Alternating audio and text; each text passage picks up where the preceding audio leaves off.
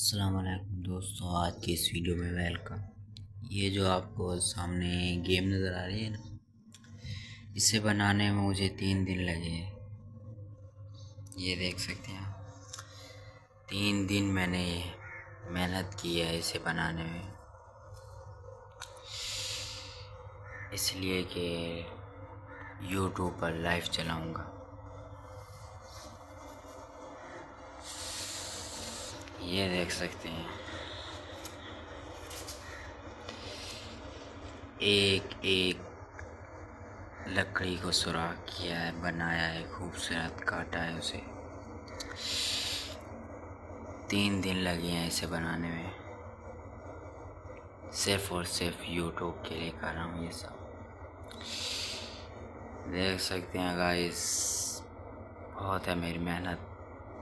अब आपका हक तो बनता है इस वीडियो को लाइक करें और इस चैनल को सब्सक्राइब करें ना या ना करें, लेकिन मुझे वॉच टाइम की ज़रूरत है। इंशाल्लाह पूरा करूँगा। अगर आप सपोर्ट करें तो मेहरबानी होगी।